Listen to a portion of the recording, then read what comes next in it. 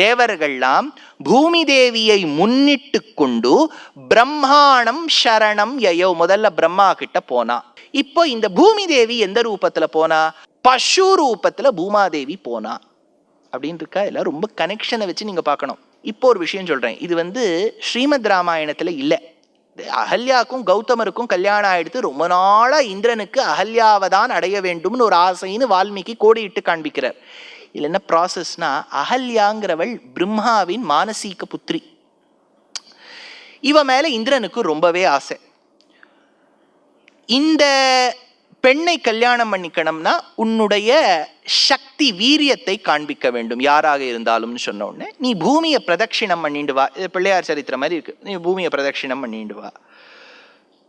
இந்திரன் கிட்ட ஒரு யானை எல்லாம் இருந்தது, ரதம் எல்லாம் இருந்தது, மாத்தலின்னு ஒரு டிரைவர் இருந்தார், ஆல்வேஸ் அப்பாயிண்டட் டிரைவர், எங்க வேணாலும் கூட்டுன்னு போவார். அவர் போயிட்டார்.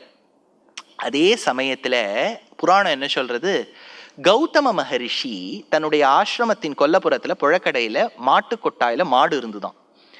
அந்த மாடு கார்த்தால கர்ப்பவதியாக இருக்கக்கூடிய மாடு குழந்தையை ஈன்றெடுத்ததாம், கன்றுக்குட்டிய. கன்றுக்குட்டி ஈன்றெடுக்கும் போது ஒருவேளை அது கால் முன்னாடி வரலாம், தலை முன்னாடி வரலாம். இப்ப தலை வரும்போது எப்படி இருக்கும் பாருங்க, முன்னாடி பசுவின் தலை இந்த பக்கம் இருக்கு, பின்னாடி வரக்கூடிய கண்ணுக்குட்டி தாயின் கர்ப்பத்திலிருந்து வரக்கூடிய கண்ணுக்குட்டியின் தலை இந்த பக்கம் இருக்கு. யாரு இது ரெண்டுத்தையும் ஒன்னா சேர்ந்து பார்க்கிறாளோ தர்மசாஸ்திரம் சொல்லி எடுத்து பூமியை சுத்தின பலன் கிடைச்சிடும். அதனால கௌதமர் பார்த்ததுனால நாரதர் சொல்றார், you go and apply for Ahalya's husband's post, you will get it அப்படின்ட்டார். உடனே கல்யாணம் ஆயிடுத்து. அதனால தான் எதுக்கு சொல்ல வந்தேன்னா, பசு கன்றுக்குட்டியை ஈன்றெடுக்கும் போது பார்த்தா பூமியை சுத்திட்டு வந்த பலன். பூமிக்கு எப்பெல்லாம் கஷ்டம் இருக்கோ அவோ பசு ரூபத்துல தான் போவோம். மாத்தி மாத்தி வச்சுக்கணும் நம்ம. அதனால இப்போ தேவர்கள் பிரார்த்தனை செய்ய பூமி தேவி பசு ரூபத்துல போனாளா. இப்ப அத்தனை பேரும் பெருமாள் கிட்ட போய் ஸ்துதி பண்றா. ஸ்ரீமத் பாகவதத்துல தசமஸ்கந்தத்துல போய் செக் பண்ணி பாருங்க.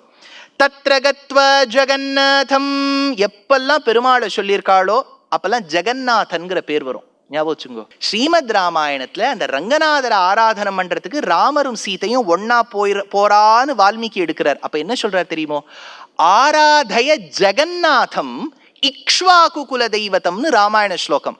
அந்த ரங்கநாதரை ஆராதனம் பண்ணும்போது, பெருமாள் ஆராதனம் பண்ணும்போது ஜெகநாதன் ராமாயணத்துல வருதா.